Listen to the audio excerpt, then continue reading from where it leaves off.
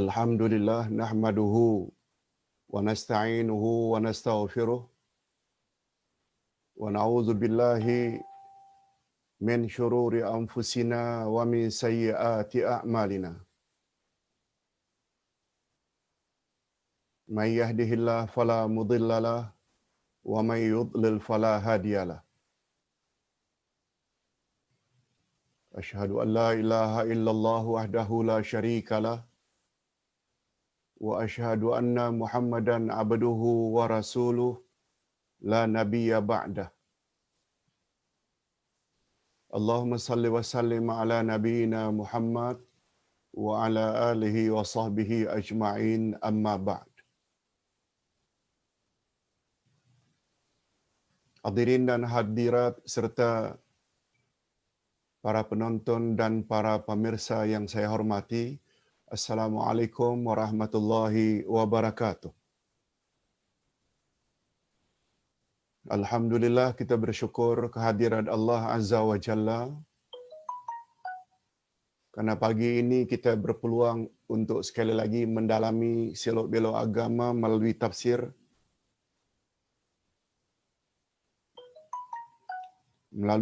Al-Quranul Karim juz yang ke-6. Melalui tafsir Al-Quranul Karim juz yang ke-6, iaitu ayat 8 hingga ayat 11 dari surat Al-Ma'idah, iaitu ayat 8 hingga 11 dari surat Al-Ma'idah, di bawah tajuk kewajiban berlaku adil dan jujur. Kita orang-orang beriman dituntut oleh Allah Subhanahu wa taala, dituntut oleh Islam agar senantiasa berlaku adil dan jujur walau terhadap orang kafir. Nah, untuk membahas topik ini, Ustaz refer ayat 8 hingga 11 dari surat Al-Ma'idah.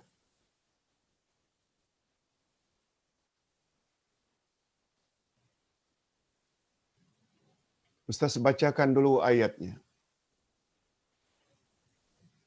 A'udzubillahi minasyaitonirrajim. Ya ayyuhallazina amanu kunu qawwamina lillah. Kunu qawwamina lillahi syuhada'a bil qist. ولا يجرمنكم شنآن قوم على ألا تعدلوا اعدلوا هو أقرب للتقوى واتقوا الله إن الله خبير بما تعملون.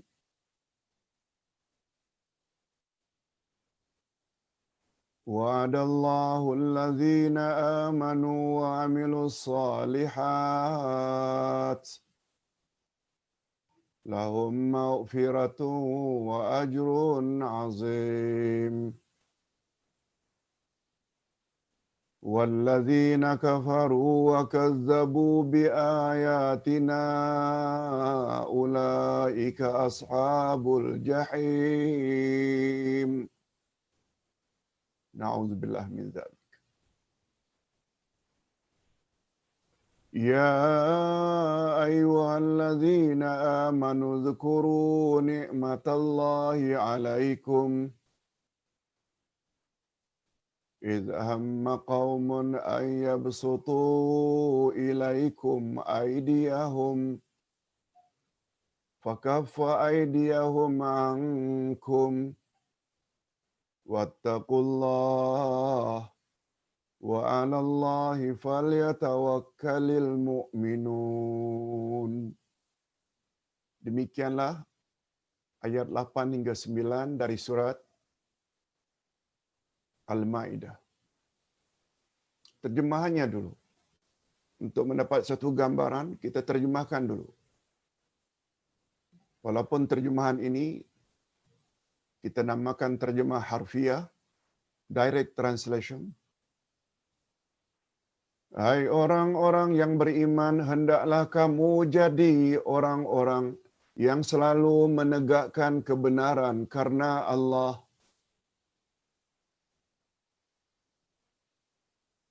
Menjadi saksi dengan adil, dan janganlah sekali-kali kebencianmu terhadap sesuatu kaum mendorong kamu untuk berlaku tidak adil. Berlaku adillah, karena adil itu lebih dekat kepada taqwa. Dan bertawakallah kepada Allah. Sesungguhnya Allah Maha mengetahui apa yang kamu kerjakan.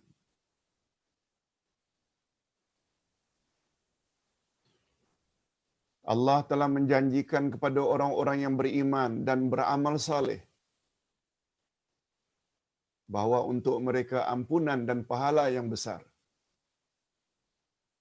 Ampunan dan pahala yang besar maksudnya syurga. Allahumma ja'alna minhum. Mudah-mudahan kita termasuk golongan ini. Sebaliknya, orang-orang kafir lagi mendustakan ayat-ayat kami. Mereka itu adalah penghuni neraka. Na'udzubillah min dzalik. Nah, terjemahan ayat yang terakhir, ayat 11, apa kata Allah? Memanggil orang-orang beriman. Orang-orang beriman, ingatlah kamu. Ingatlah kamu akan nikmat Allah yang diberikannya kepadamu. Di waktu suatu kaum bermaksud hendak menggerakkan tangannya kepadamu untuk berbuat jahat, maka Allah menahan tangan mereka dari kamu. Allah tahan tangan mereka daripada menganiaya kamu. Dan bertakwalah kepada Allah, dan hanya kepada Allah saja orang-orang mukmin itu harus bertawakal. Harus dengan makna di sini mesti bertawakal. Hanya kepada Allah sajalah orang-orang yang beriman mesti bertawakal. Okey, itu baru terjemah harfiah. Berikut kita akan bahas tafsirannya. Ini yang lagi mustahak. Ini lagi penting. Terjemah ma'nawiyah atau nama lainnya tafsir Al-Quran.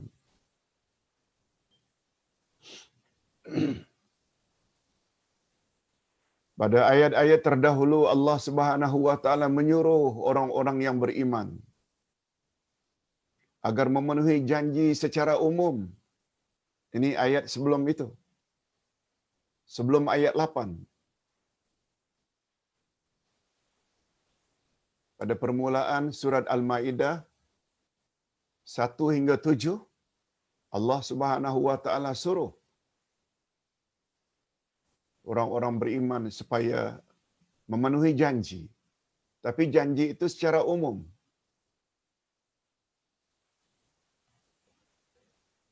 Kemudian disusuli pula dengan menyebut bermacam-macam kurnianya, seperti menghalalkan untuk mereka makanan yang baik dan mengharamkan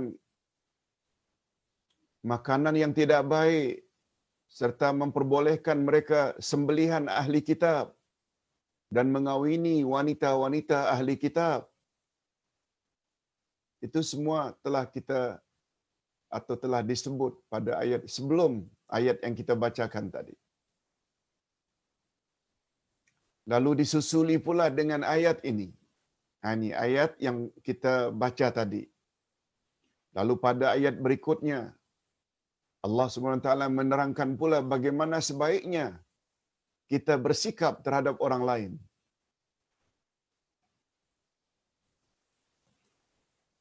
Allah menjelaskan dalam ayat ini bagaimana seharusnya sikap kita terhadap orang lain. Apakah mereka itu ahli kitab? Apakah mereka itu musuh atau sahabat dan kerabat dekat? Itu yang akan kita bahas dalam pertemuan pagi ini.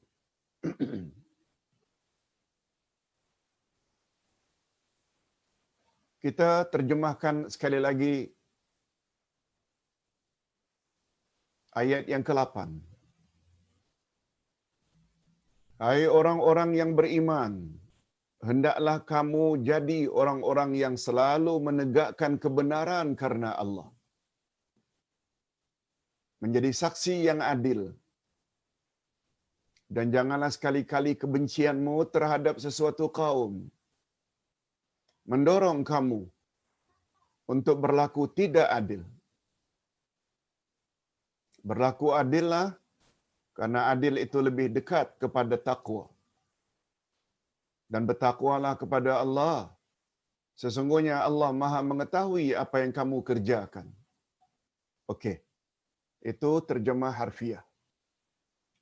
Nah, sekarang kita mula belajar tafsirannya. Apa yang tersirat di dalam terjemahan harfiah tadi? Di dalam ayat ini Allah Subhanahu wa taala memberi beberapa arahan, perintah serta bimbingan kepada orang-orang yang beriman. Sebagaimana kita sama-sama maklum, panggilan Allah terhadap orang yang beriman dalam Al-Quran sangat banyak. Mengatasi panggilannya kepada orang lain.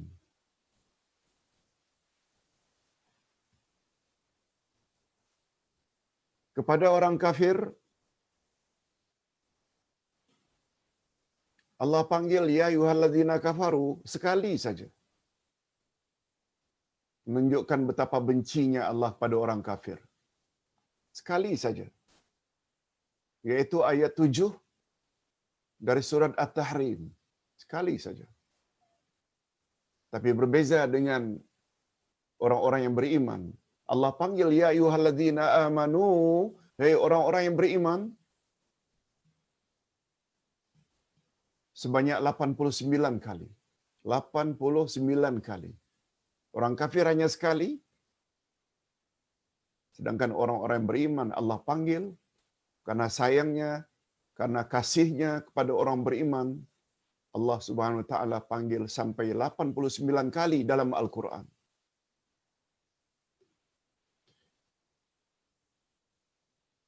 Kalau Allah memanggil manusia, ya ayuhan nas, itu hanya belasan kali saja. Belasan kali saja. Ya ayuhan nabi,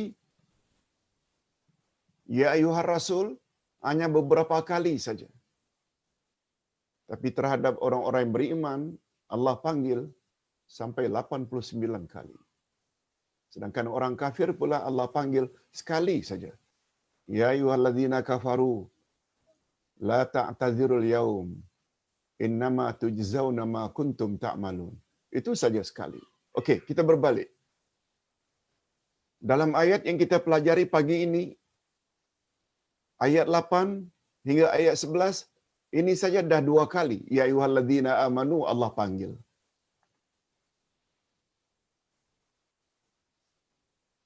Tapi ingat, kaedah dalam bab panggilan tadi, biasanya Allah Subhanahu wa taala bila memanggil sesuatu kaum, Allah akan ikuti dengan suruhan atau larangan. Nah, dalam hal ini karena Allah memanggil ya ayyuhalladzina amanu, siapa yang merasa dirinya beriman mesti merasa terpanggil dengan panggilan ini. Sebab panggil di sini bukan sembarang panggil.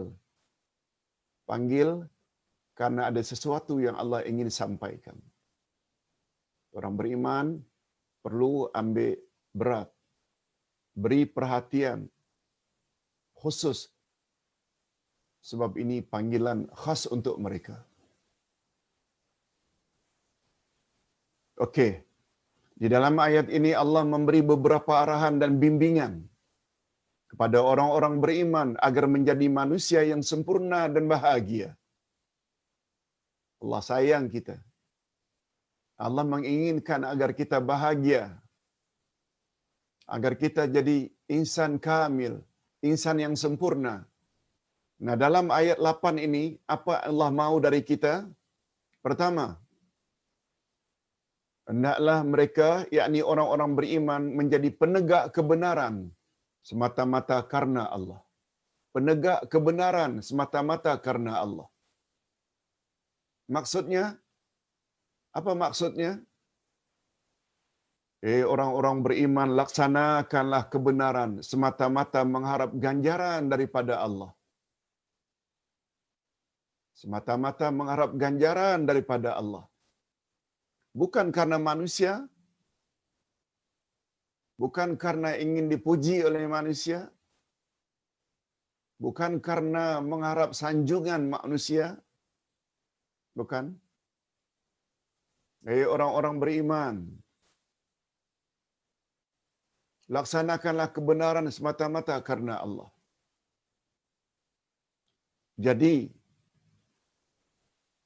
Jadikanlah sikap menegakkan kebenaran itu menjadi pegangan hidupmu. Ini dia. Yaitu dengan melakukan apapun pekerjaan dengan ikhlas karena Allah. Sebagaimana yang dilakukan oleh Nabi Muhammad sallallahu alaihi wasallam. Beliau tak kira orang itu setuju ke tak setuju. Orang itu merasa senang ke atau benci dengan penyampaian. Yang penting kebenaran itu sampaikan. Apakah dalam urusan agamamu atau dalam urusan duniamu. Adapun terhadap orang lain, hendaklah kamu menyampaikan kebenaran dengan menyuruh mereka berbuat baik dan mencegah mereka dari melakukan kemungkaran.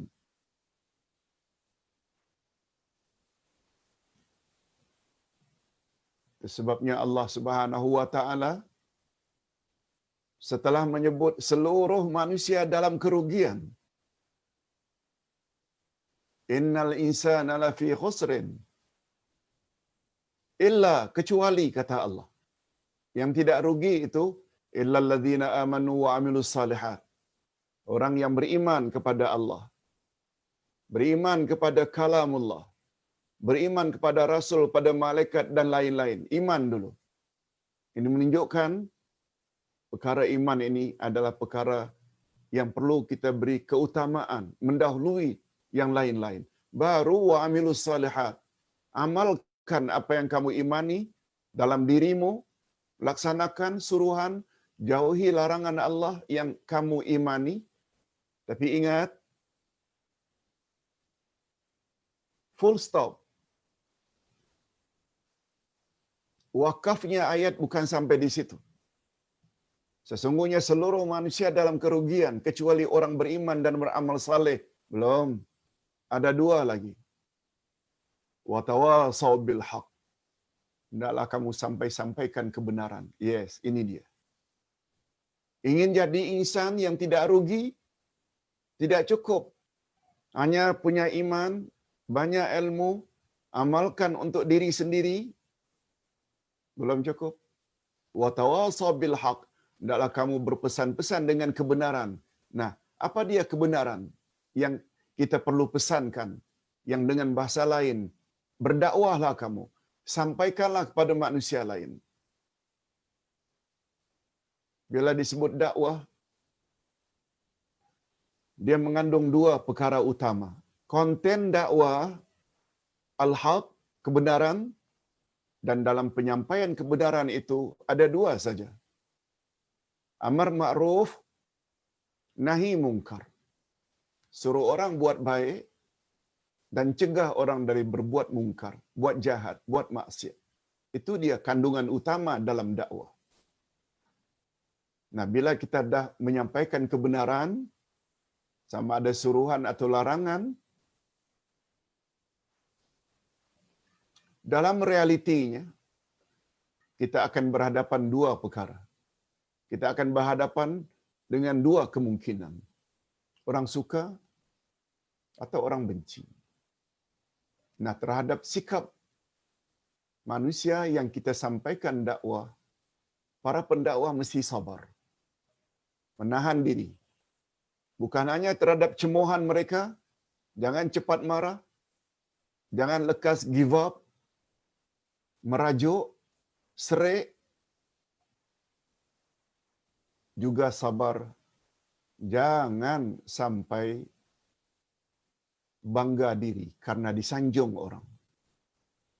Jangan riak karena sanjungan orang. Itu juga membawa makna sabar. Okey, kita berbalik kepada persoalan. Hendaklah mereka menjadi penegak kebenaran semata-mata karena Allah. Itu sebabnya Allah Subhanahu Wa Taala berfirman pada surat Al-Kahfi ayat 29. Ayat 29, apa kata Allah?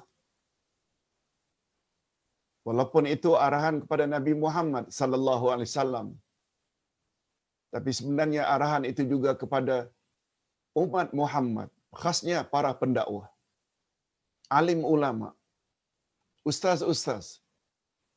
Apa dia? Wa qulil haqqu mir rabbikum.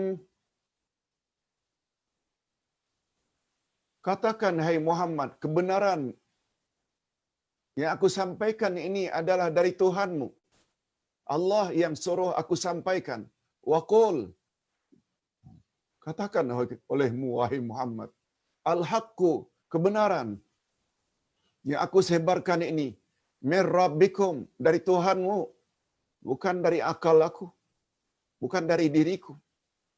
Aku hanya penyampai saja. Lalu apa kata Allah? Menghibur Nabi.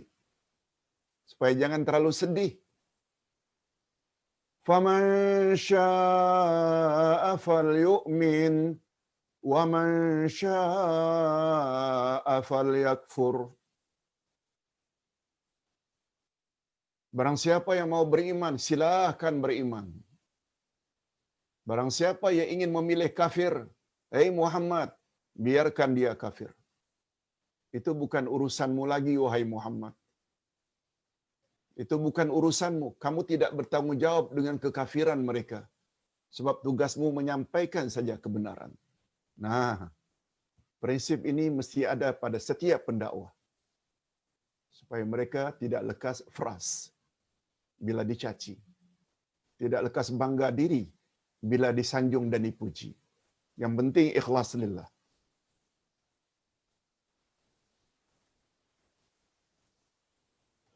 Yang kedua, makna masih lagi ayat yang pertama tadi, iaitu ayat 8. Hendaklah mereka menjadi saksi yang adil. Selain menegakkan kebenaran, juga hendaklah menjadi orang yang adil. Nah, sekarang apa makna adil?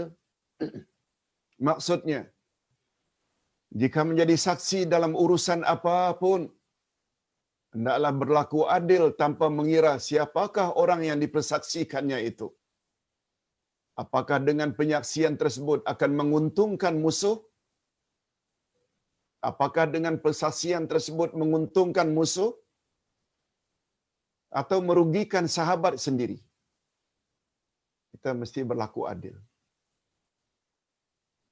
Kalau pihak kebenaran itu berada di pihak orang kafir, berlaku adil lah. Sokong dia, bantu dia. Bila maksiat, kemungkaran itu dilakukan oleh saudara mara sendiri, tetap tegakkan.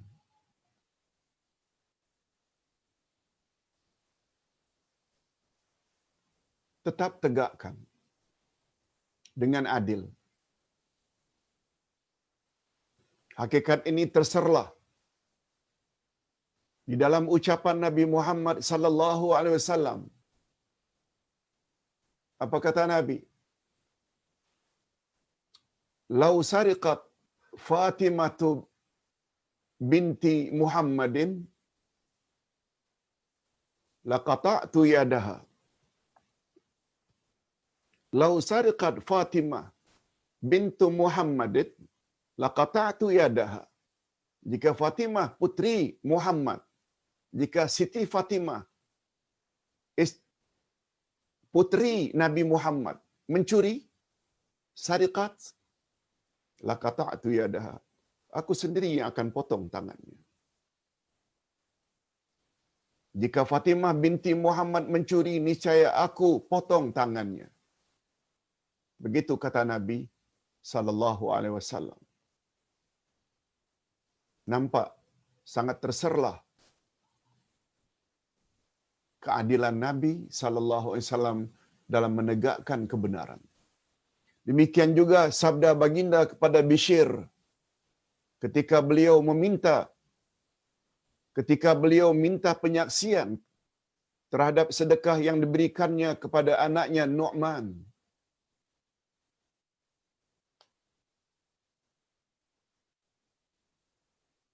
Bishr datang pada Nabi agar baginda bersedia untuk jadi saksi terhadap hibahnya, pemberiannya kepada anaknya yang bernama Nu'man. Apa kata Nabi? Akullu waladika nahalta mislah. Apakah semua anakmu kamu hadiahkan dengan hadiah yang sama? Apakah semua anakmu kamu telah hadiahkan dengan hadiah yang sama seperti hadiahmu kepada Nu'man? Bishr menjawab, la, tidak wahai Rasul. Aku hadiahkan untuk Nu'man sahaja. Coba dengar reaksi Nabi, respon Nabi. Ittaqullah wa'dilu fi auladikum. Bertakwalah kamu kepada Allah, wahai Bishr. Bertakwalah kamu kepada Allah. Dan berlaku adillah terhadap anak-anakmu. Selanjutnya baginda bersabda.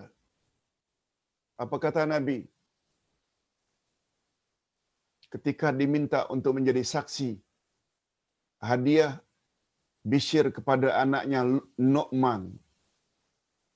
Setelah Nabi mendapat kepastian bahawa hadiah itu tidak dibagi kepada yang lain-lain, kata Nabi, mengambil sikap, inni la ushhidu ala jaurin.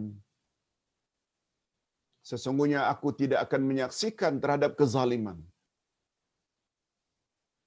Menurut Nabi, Bishr telah berbuat zalim karena menganaktirikan anak-anaknya yang lain, mengistimewakan anak-anak tertentu. Hadis riwayat Bukhari dan Muslim.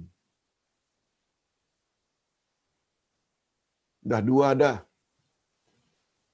Yang pertama, hendaklah bersikap jujur dalam menegakkan kebenaran. Yang kedua, hendaklah berlaku adil. Dan yang ketiga, janganlah kebencianmu, hei orang-orang beriman, janganlah kebencianmu kepada seseorang atau sesuatu golongan mendorong kamu untuk tidak berlaku adil. Jangan. Jangan kebencianmu itu mendorong kamu untuk tidak berlaku adil. Nah, apa pula dia? Sebab itu baru terjemah harfiah. Ini dia. Kalau disebut maksud saja, maknanya kita dah mula masuk kepada terjemah maknawiyah atau tafsiran. Maksudnya, keadilan perlu ditegakkan dalam suasana atau dalam semua keadaan untuk mencapai ketenteraman dan kebahagiaan di dunia dan di akhirat. Jangan pilih bulu. Kebencian kepada seseorang atau golongan kadang-kadang dapat mendorong kamu untuk tidak berlaku adil. Kebencian seseorang kepada orang lain kadang-kadang mendorong orang tersebut untuk tidak berlaku adil. Hanya bersikap demikian akan mendekatkan kita kepada ketakwaan, yaitu adil kepada semua adalah di antara ciri-ciri orang yang bertakwa. Boleh membawa kita kepada ketakwaan. Betul tak derajat takwa itu sangat tinggi? Derajat takwa sangat tinggi di sisi Allah. Itu sebabnya Allah Subhanahu wa taala berkali-kali dalam Quran menyebut syurga hanya disediakan untuk orang-orang yang bertakwa. Ayat 133 Ali Imran. Uiddat lil muttaqin. Syurga hanya untuk orang-orang yang bertakwa. Yang kedua, yang akan lancar jalannya ke syurga, meniti siratal mustaqim, hanya orang-orang yang bertakwa. Kita boleh lihat pada ayat atau pada surah Maryam. Takwa sangat tinggi. Oleh sebab itu, untuk mencapai derajat takwa, kita mesti jadikan Nabi Muhammad sallallahu alaihi wasallam sebagai role model. Sebab Nabi Muhammad sallallahu alaihi wasallam pernah menyebut tentang dirinya, ana imamul muttaqin. Aku adalah leader. Aku adalah pemimpin bagi semua orang-orang yang bertakwa. Itu di antara gelaran untuk Nabi Muhammad sallallahu alaihi wasallam. Beliau adalah imamul muttaqin, pemimpin bagi semua orang-orang yang bertakwa. Okey, kita teruskan. Imam Al-Qurtubi berkata, nah kita mula ambil pandangan imam-imam tafsir atau pakar-pakar tafsir terkemuka, antara lain Imam Al-Qurtubi. Dalam tafsir Al-Qurtubi, atau nama asalnya Al-Jami' li Ahkamil Quran,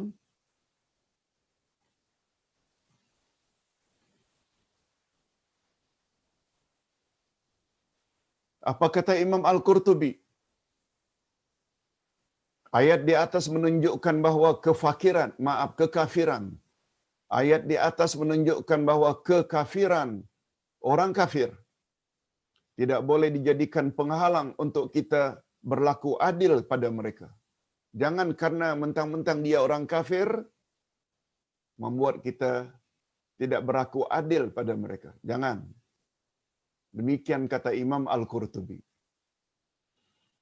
Jangan karena kekafiran seseorang mendorong kita untuk tidak berlaku adil. Oh, saya kena bantu orang Islam walaupun dia bersalah. Tak boleh. Pembunuhan dan penghambaan ke atas mereka. Pembunuhan dan penghambaan ke atas mereka. Maknanya mereka orang kafir. Hanya terbatas kepada mereka yang layak menerimanya saja.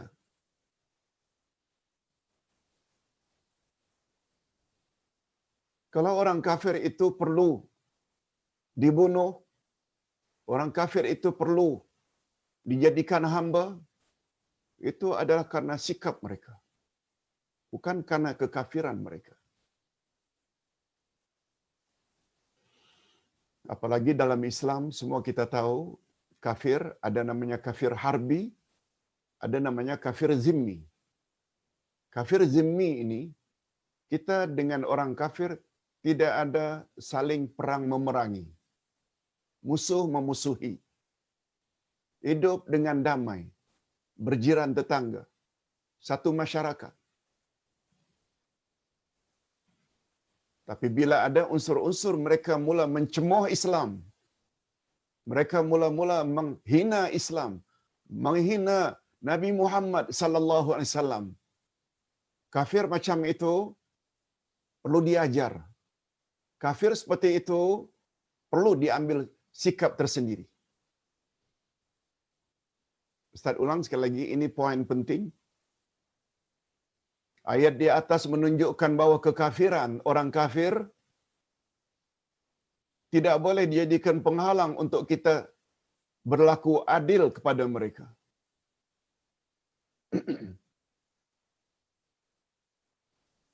Sebagai selingan,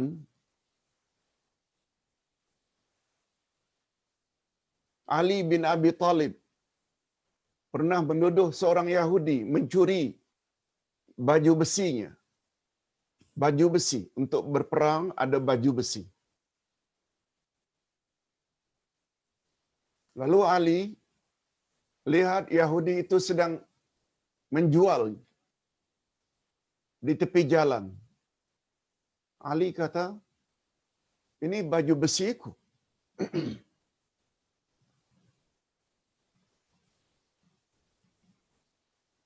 Lalu terjadilah perbalahan. Yahudi pula mendakwa itu miliknya. Akhirnya sampailah ke telinga Rasulullah sallallahu alaihi wasallam. Lalu kedua-duanya dipanggil, Ali dan Yahudi. Setelah berada di hadapan Rasulullah sallallahu alaihi wasallam, Ali mengulangi, "Ya Rasulullah, Yahudi ini telah mencuri saya punya baju besi." Sebab Ali tahu ciri-ciri baju besi miliknya. Tapi Rasulullah sallallahu alaihi wasallam tetap tidak membela Ali. Tetapi meminta kepada Ali, "Apa buktinya? Ali, apa buktinya baju besi itu milikmu? Adakah saksi yang boleh kau bawa ke sini untuk menjadi saksi bahawa baju besi itu milikmu?" Kalau zaman sekarang ni, apakah ada surat pembeliannya? Tolong tengok pada aku sebagai bukti. Kalau tidak ada surat menyurat, adakah orang lain tahu bahawa itu baju besi itu milikmu? Paling kurang 2 orang saksi. Ini yang Ustaz maksudkan. Walaupun Ali itu adalah menantunya, walaupun Ali itu adalah sepupu baginda sallallahu alaihi wasallam, baginda tetap tidak akan membela.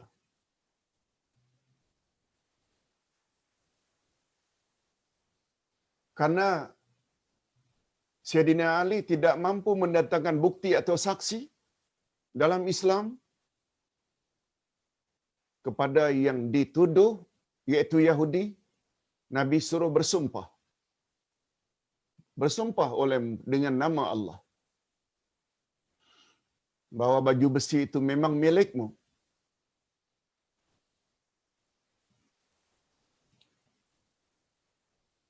Lalu Yahudi yang tahu bahawa baju besi itu memang dia curi, tapi dengan keadilan yang dinampakkan atau dinyatakan oleh Rasulullah sallallahu alaihi wasallam, dia bukan bersumpah mempertahankan dirinya, tetapi dia mengucap 2 kalimah syahadat di hadapan Rasulullah sallallahu alaihi wasallam karena tertariknya dengan keadilan baginda dalam menghukum. Dengan kata lain, baginda tidak pandang siapa Sayyidina Ali dari sudut sepupunya ke, menantunya ke, keislamannya ke, Yahudi itu kekafirannya ke, ahli kitabnya ke, Nabi tak pandang itu. Tapi dengan berkat keadilan, akhirnya Yahudi tersebut memeluk Islam. Sebagai contoh.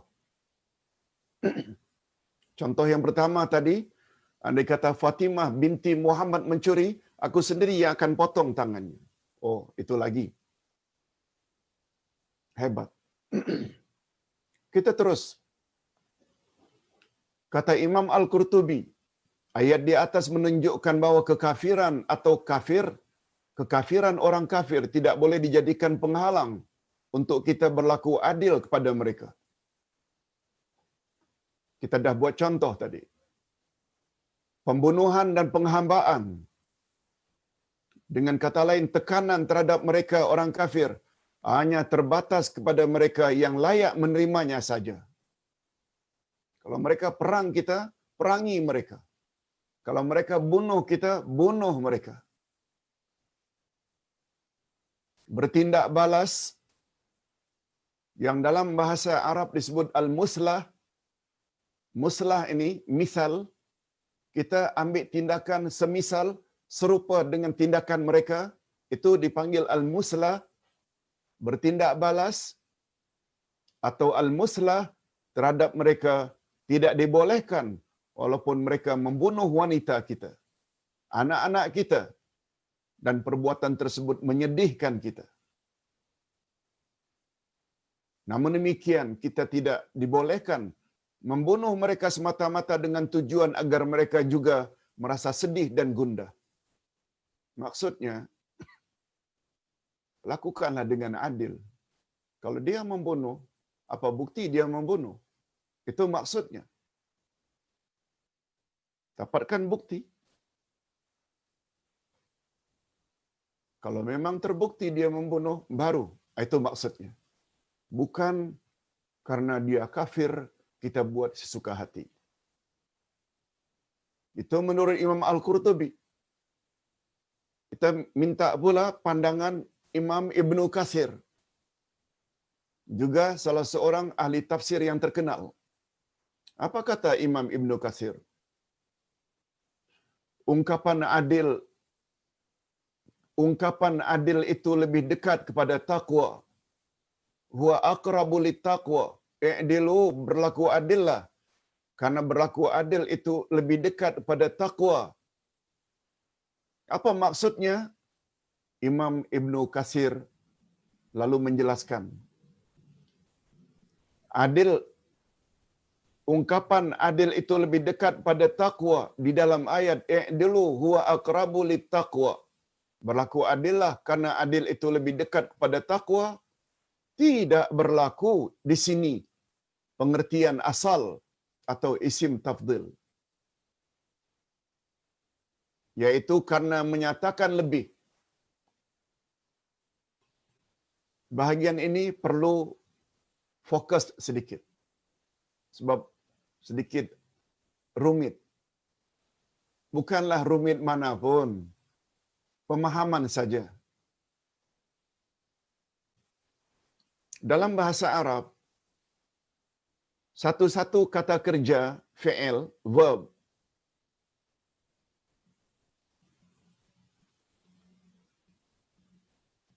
dia ada isim, dia ada fi'il, ada kalimat. Dalam bahasa Arab, dia ada 3 saja. Kalimat dalam bahasa Arab, kalimat dengan makna kata-kata dalam bahasa Arab terbagi 3 saja. Fi'il, kata kerja, verb. Yang kedua isim, noun. Yang ketiga huruf. Huruf. Dia bukan kata kerja, dia juga bukan isim, kata benda. Contoh. Akala, makan. Syariba, minum. Itu kata kerja. Baitun, rumah. Masjidun, masjid. Qalamun, pen. Nazaratun, kacamata. Ini isim, noun. Adapun huruf fi di dalam, ila kepada, fauqa atas, tahta bawah, bi dengan, wa dan, itu namanya huruf. Jadi bahasa Arab, dia berkisar pada 3 kalimat ini saja. Berkisar pada 3 perkataan ini saja. Ada jenis fi'il, ada isim, ada huruf. Fi'il pula ada 3. Fi'il madhi, past tense, fi'il mudhari, present tense, dan amar, yaitu arahan, perintah. Zahaba, madhi, telah pergi, ya zahabu, sedang atau akan pergi, izhab, pergilah. Kalau isim pula, ini sangat banyak. Isim fa'il, yaitu pihak yang melakukan pekerjaan. Kalau syariba tadi adalah minum, past tense, ditambah alif, jadi syaribun, dia jadi subjek, orang yang minum. Kalau ditambah mim di depan dan ditambah waw sebelum akhir menjadi masyrub, dia menjadi maf'ul atau objek, yaitu barang yang diminum. Saya minum air. Syaribun itu, saya yang minum, itu isim, fa'il. Air itu masyrub, yang diminum. Okeylah, kita tidak belajar bahasa Arab di sini. Cuma untuk menjelaskannya, ada bahagian yang namanya isim tafdil. Ini yang Ustaz tidak sampaikan, isim tafdil.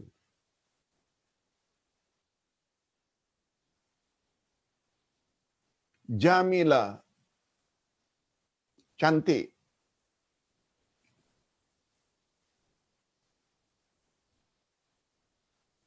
Hasuna, baik. Yahsunu atau yahsanu, fi'il mudhari.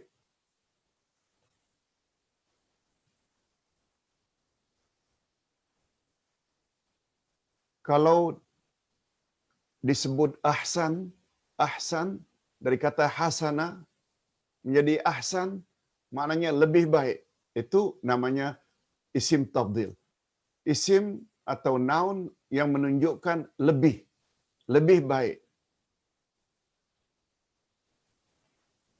Kabura, besar. Yakbaru, akbar menjadi lebih besar. Allahu akbar. Anta ahsanu minni. Engkau lebih baik daripada aku. Ahsan, lebih. Okey. Nah sekarang perkataan aqrabu menunjukkan isim tafdil.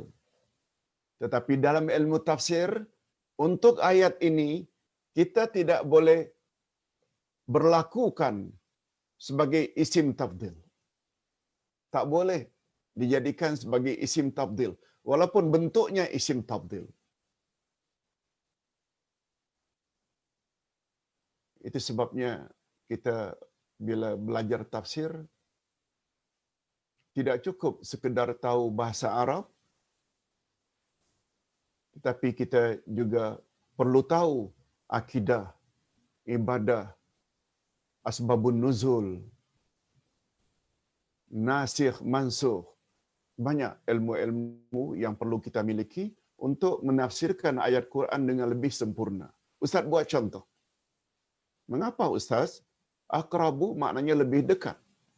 Di sini tak boleh kita artikan dengan makna isim tafdil, lebih dekat kepada takwa. Ini penyelesaiannya ini.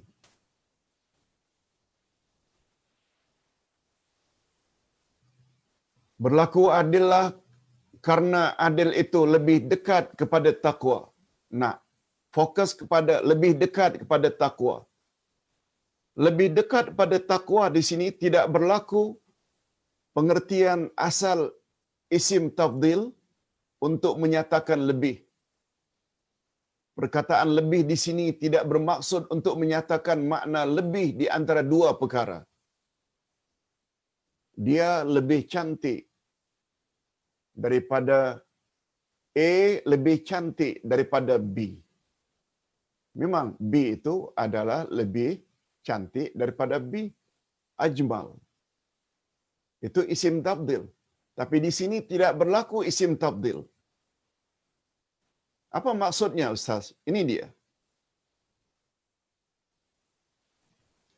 Penggunaan isim tabdil pada tempat yang tidak pada pihak lain unsur yang sama sedikit pun.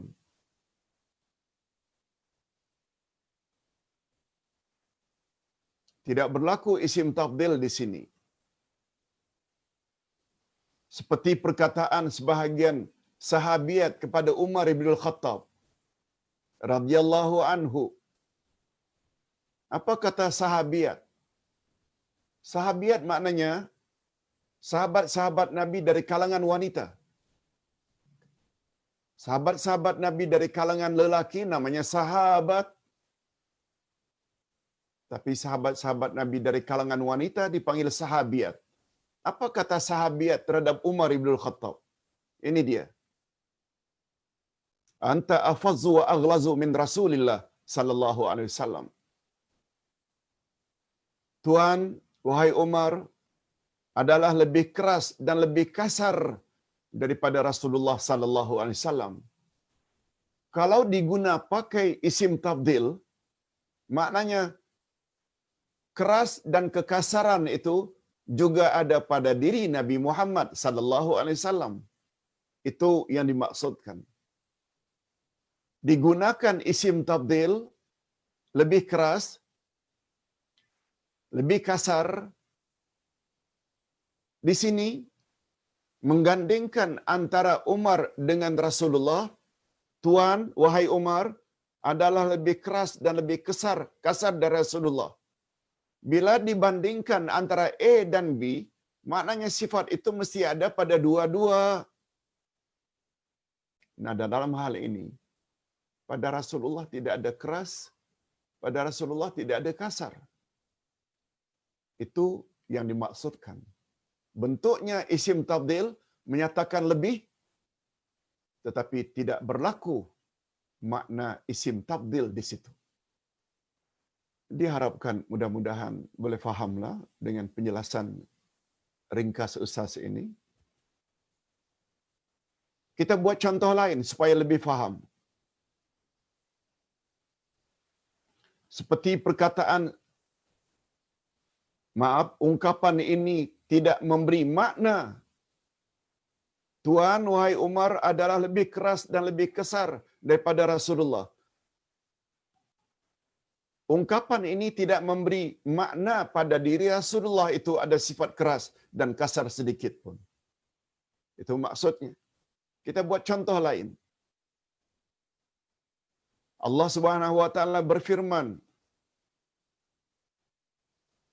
Ashabul jannati yawma idzin khairun mustaqar wa ahsanu maqila.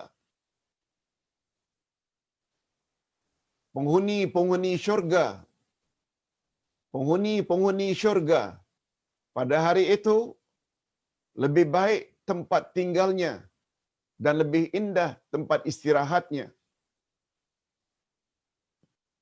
Allah Subhanahu wa taala menyebut pada hari kiamat nanti penghuni syurga, orang beriman lagi beramal saleh, berdakwah, mereka akan menikmati nikmat dalam syurga. Lebih baik tempat tinggalnya dan lebih indah tempat istirahatnya. Mengapa Allah gunakan istilah lebih indah? Lebih baik. Ada perkataan khairun, itu lebih baik. Ahsan, lebih baik. Khairun, ahsan, lebih kurang maknanya, lebih baik. Lebih baik dari mana? Tentu saja daripada penghuni neraka. Mengapa digunakan orang-orang di dalam syurga, tempat tinggal mereka lebih baik? Nikmat yang mereka perolehi lebih banyak, lebih baik. Lagi-lagi penggunaan isim tabdil. Ungkapan ini tidak sedikit pun mengandung makna. Ini dia. Ungkapan ini yang menyatakan apa yang dinikmati oleh penghuni syurga lebih baik. sedikit pun tidak mengandung makna ada unsur keindahan dan keselesaan bagi penghuni neraka. Atau seperti firman Allah dalam surat An-Nur. Ini kita tambah lagi supaya faham. Wa idza qila lakum irji'u farji'u huwa azka lakum.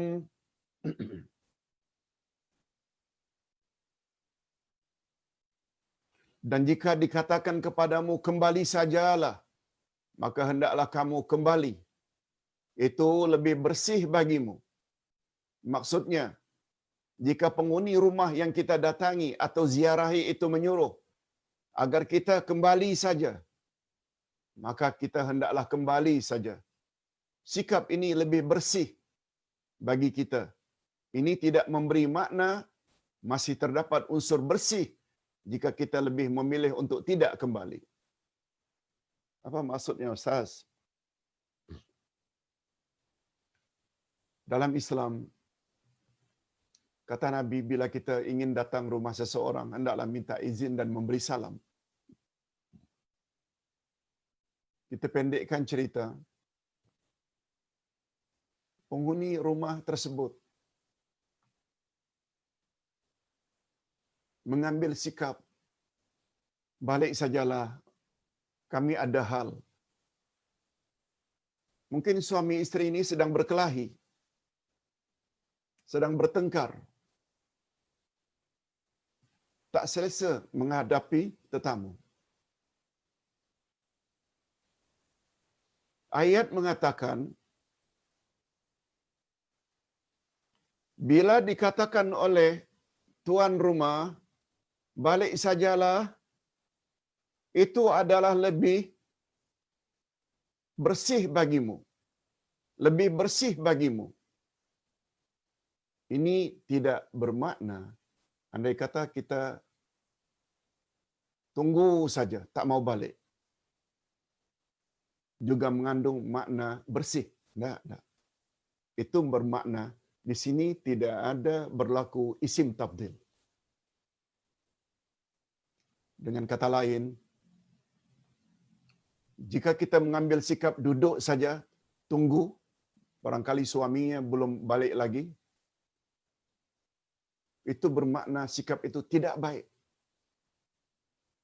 Jangan kita artikan lebih baik itu balik. Tidak balik pun baik juga. Cuma antara tidak balik dengan balik, balik itu lebih baik, bukan memberi makna tidak balik itu ada unsur baik. Nah, itu maksudnya. Ustaz harapkan dengan beberapa contoh dari ayat Quran, begitu juga dari sirah Nabi, kita dapat faham. Begitulah, untuk menafsirkan Al-Quran sebenarnya tidak semudah sebagaimana yang dianggap oleh setengah orang. Apalagi tidak memperkatakan tentang Quran, tak tahu bahasa Arab. Bahasa Arab saja tak cukup, mesti tahu pula kaedahnya. Dia punya grammar, akidahnya, akhlaknya. Itu hasil daripada himpunan nasikh, mansukh, asbabun nuzul. Semuanya itu perlu dihimpun untuk mendapatkan tafsiran yang lebih tepat. Itu sebabnya tafsir yang paling tinggi bila ayat Quran ditafsirkan oleh ayat Quran. Yang kedua, ayat Quran ditafsirkan oleh hadis Nabi. Yang ketiga, bila ayat Quran ditafsirkan oleh sahabat-sahabat Nabi. Karena mereka memang orang-orang yang pakar belaka. Dan, ini Ustaz tak lupa, yang paling rendah sekali kualiti tafsiran, bila ayat Quran ditafsir dengan akal semata. Ini paling rendah. Hati-hati kita dengan penafsiran golongan liberal, golongan anti hadis. Oh, jauh daripada kebenaran yang dituntut oleh Islam. Baik, kita teruskan. Syekh Abdul Rahman As-Sa'di berkata, sebagaimana kamu berusaha sungguh-sungguh untuk berlaku adil dan melaksanakannya, maka itu adalah lebih dekat kepada ketakwaan hatimu. Jika semakin sempurna keadilan itu, maka akan sempurna pula lah ketakwaanmu. Dan selanjutnya Allah akan membalasi amalanmu.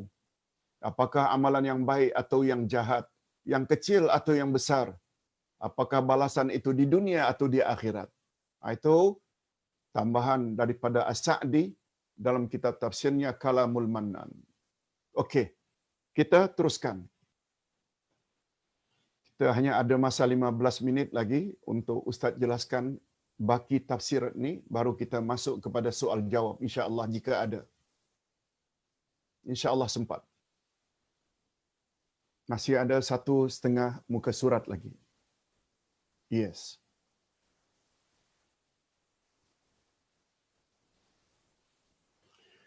Di dalam ayat ini,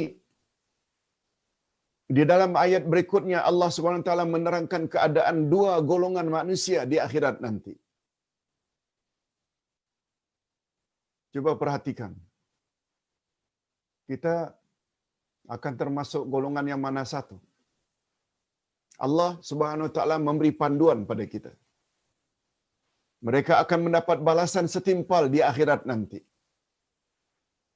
Golongan pertama Allah sebut, wa'adallahu alladhina amanu wa amilus salihat lahum maghfiratun wa ajrun azim. Allahumma ja'alna minhum. Ya Allah, masukkanlah kami ke dalam golongan ini. Apa maknanya? Allah Subhanahu Wa Taala berjanji kepada orang-orang yang beriman lagi beramal saleh bahawa untuk mereka ampunan dan pahala yang besar. Golongan pertama, mereka adalah orang-orang yang beriman lagi beramal saleh. Apakah amal saleh kepada diri mereka sendiri? Salat, puasa, baca Quran?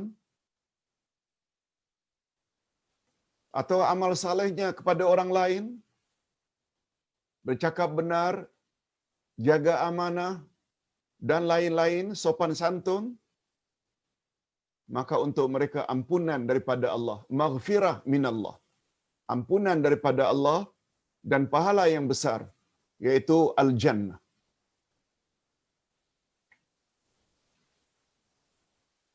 Hadirin dan hadirat, ampunan daripada Allah sangat mustahak. Mana lebih mustahak memohon ampunan Allah daripada memohon syurga? Ustaz buktikan ayat 133 Ali Imran. Allah berfirman, "Wasari'u ila maghfiratin mir rabbikum." Bersegeralah kamu memohon ampunan dari Tuhanmu. Coba lihat, disuruh jangan delay, jangan lambat-lambat minta ampun. Baru yang kedua, wa jannatin arduhas samawati wal ard. Yang kedua barulah minta syurga yang lebarnya saja bagaikan jarak antara langit dan bumi. Wa'iddat lil muttaqin. Syurga disediakan hanya untuk orang-orang yang bertakwa. Maghfirah disebut dahulu, baru jannah. Sama dengan lahum maghfiratun, maghfirah disebut dahulu, baru wa ajrun azim dengan makna al-jannah. Begitu ayat Quran. Jadi memohon ampun kepada Allah sangat mustahak. Mohon ampun pada Allah membuat kita murah rezeki. Begitu disebut oleh Allah di dalam surat Nuh. Memohon ampun kepada Allah boleh mendatangkan keselamatan pada diri daripada ditimpa bencana atau musibah. Minta ampun. Ustaz dah sebut beberapa kali yang lalu sabda Nabi. Apa kata Nabi? Musibah tidak akan menimpa kamu selagi aku berada di tengah-tengah kamu dan kamu banyak istighfar. Ingat selalu, dua perkara yang boleh musibah terhalang dari menimpa kita. Lalu apa kata Nabi? Ustaz ulang sekali lagi. Musibah tidak akan menimpa kamu selagi aku berada di tengah-tengah kamu dan kamu banyak istighfar, minta ampun pada Allah. Setelah aku meninggal dunia, tidak ada lagi yang tinggal untuk kamu agar musibah tidak menimpa, melainkan banyak-banyak istighfar. Betul tak Nabi Muhammad telah wafat? Beliau tidak ada lagi di tengah-tengah kita. Tinggal satu lagi yang boleh menyelamatkan kita sehingga Allah tidak timpakan musibah, bencana kepada kita, yaitu istighfar pada Allah Azza wa Jalla. Mudah-mudahan kita termasuk golongan yang pertama ini. Allahumma ja'alna minhum. Ya Allah, masukkanlah kami ke dalam golongan yang pertama ini, yaitu golongan yang beriman lagi beramal saleh. Nah, golongan yang kedua, walladzina kafaru wa kazzabu biayatina ulaika ashabul jahim. Adapun orang-orang yang kafir dan mendustakan ayat-ayat kami. Adapun orang-orang yang kafir dan mendustakan ayat-ayat kami, mereka adalah penghuni neraka. Na'udzubillah min dzalik. Kami mohon dilindungi ya Allah daripada bernasib demikian. Siapa golongan yang kedua ni? Ini penjelasannya. Golongan kedua adalah mereka orang-orang kafir dan mendustakan ayat-ayat Allah. Apakah ayat-ayat Al-Quran yang diturunkan kepada Rasulnya atau ayat-ayat kauniyah yang terdapat di alam ini yang menunjukkan akan keesaan Allah, kekuasaan Allah. Bagi mereka pula Allah Subhanahu wa taala yang Maha Adil telah menyediakan neraka dan mereka akan kekal di dalamnya selama-lamanya. Na'udzubillah min zalik. Adapun rahasia Allah menggunakan istilah ashabul jahim. Mengapa Allah gunakan ashabul jahim, penghuni neraka? Ini dia penjelasannya. Kita hanya dapat tahu ini melalui tafsiran, bukan terjemahan literal. Penggunaan ungkapan ashabul jahim, penghuni neraka, di dalam ayat di atas menunjukkan bahawa kekekalan di dalam neraka itu tidak berlaku kecuali untuk orang-orang kafir sahaja. Karena ungkapan seperti ini memberi makna al-hasru. Ini lagi-lagi kaedah dalam menafsirkan Quran. Al-hasru maknanya pembatasan. Pembatasan ini dengan makna hanya saja, hanya untuk, only. Sebagaimana penggunaan perkataan ini, al-hasru maknanya pembatasan, terbatas untuk orang-orang kafir saja yang mereka akan hidup dalam neraka kekal abadi selama-lamanya. Kaedah menyebut, ini kaedah, al-musabahah taqtadil mulazamah. Penghuni itu, ashabu, penghuni itu menunjukkan kemestian. Apa pula maksudnya Ustaz? Ustaz buat contoh. Umpamanya jika disebut ashabus sahra, penghuni padang pasir. Sahra itu Sahara, Sahara padang pasir. Ashabu penghuni padang pasir. Ashabul qaryah, penghuni kampung. Qaryah itu kampung. Ashabul mudun, penghuni kota, orang kota. Ashabus Sahara, penghuni padang pasir, Sahara. Mengapa digunakan istilah penghuni padang pasir? Mengapa digunakan ashab? Ini dia penjelasannya. Ungkapan ini menunjukkan bahawa mereka adalah orang-orang yang senantiasa berada di padang pasir dan seolah-olah antara mereka dengan padang pasir adalah dua yang tidak boleh dipisahkan. Yang lebih popular digunakan istilah orang Badui. Orang Badui. Orang Badui itu orang-orang yang berada di padang pasir. Antara mereka dengan padang pasir seperti tidak berpisah. Itu sebabnya penggunaan istilah ashabu as-sahra. Macam itulah penggunaan dalam Al-Quran bila disebut orang-orang kafir lagi mendustakan ayat-ayat Allah, mereka ashabul jahim, maknanya mereka berada di dalam neraka selama-lamanya. Tidak akan keluar. Na'udzubillah min dzalik. Okey, kita sampai kepada ayat yang terakhir. Kita ada masa 5 minit lagi.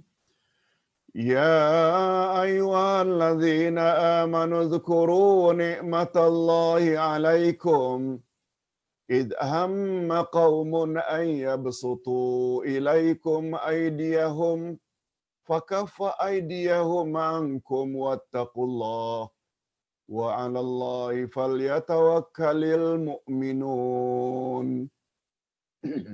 Terjemahan ayat.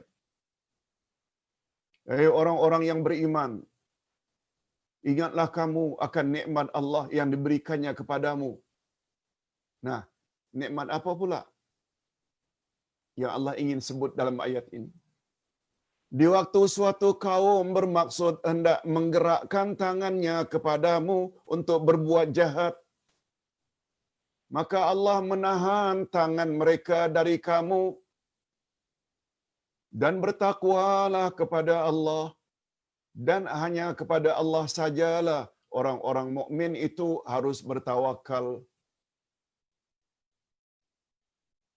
Dalam ayat ini Allah Subhanahu wa taala mengingatkan orang-orang yang beriman agar mengingati selalu nikmat yang agung ini. Timbul pertanyaan, mana nikmatnya, Ustaz? Ini dia. Nikmat Allah yang wajib disyukuri bukan hanya terbatas dalam bentuk kesenangan dan kemewahan yang Allah anugerahkan kepada mereka, tetapi nikmat juga dalam bentuk menghalang usaha jahat musuh orang kafir sehingga umat Islam terselamat dari musibah.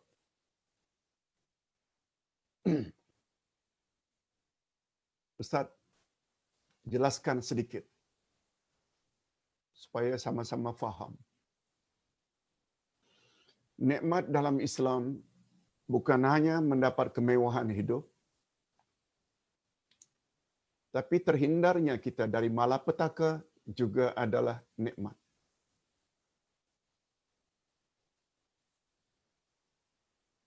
Okey Ustaz, kami faham. Timbul pertanyaan lagi. Nikmat yang mana satu yang lebih utama? Antara kemewahan hidup dengan terhindar daripada malapetaka. Ini pertanyaan yang kedua. Walaupun kita sama-sama iktiraf dapat nikmat, harta yang banyak, badan sihat, itu adalah nikmat. Kita juga mengakui terhindarnya kita daripada penyakit juga adalah nikmat. Pertanyaan kedua, mana yang lebih utama di antara dua nikmat ini? Kalau dijawab nikmat yang lebih utama bila dibandingkan antara dua nikmat ini adalah mendapat kemewahan hidup, jawaban itu salah. Salah sangat. Jawaban yang betul ialah terhindarnya kita daripada malapetaka itu adalah nikmat yang lebih utama daripada mendapat kemewahan hidup. Ustaz buat contoh mudah. Orang kaya punya rumah besar. Sampai 7 atau 10 bilik. Ada 3 maid pembantu rumah. Ada gardener jaga kebun rumahnya. Ada 3 driver untuk antar anak, untuk antar tuannya ke pejabat, untuk antar ibunya atau majikan perempuannya ke pasar? 3.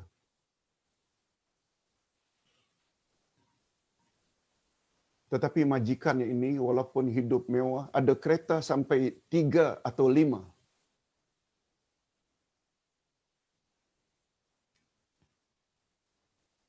Tetapi majikannya ini ada diabetik, ada hipertensi, ada kolesterol, ada kencing manis, buah pinggang rosak, istrinya juga demikian. Berbanding dengan orang yang tinggal di kawasan Stinggan atau orang yang masih lagi menyewa rumahnya. Tapi alhamdulillah semuanya clear. Tidak ada penyakit. Tak pilih yang mana satu. Nah, yang lebih kuat lagi kata ulama tafsir, isyarat terhindar dari malapetaka itu adalah lebih besar ganjarannya atau lebih utama. Allah Subhanahu wa taala letakkan surat Al-Fil dahulu dalam urutan, baru surat Quraisy.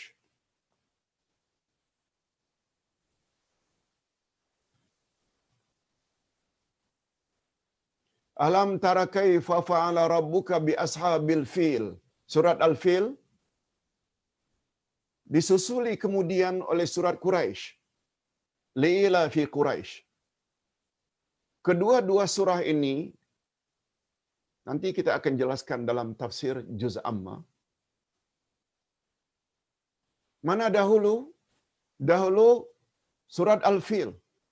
Apa dia latar belakang surat Al-Fil? Orang Nasrani dari Yaman, Najran, dengan tentera bergajah akan membinasakan dan merobohkan Ka'bah.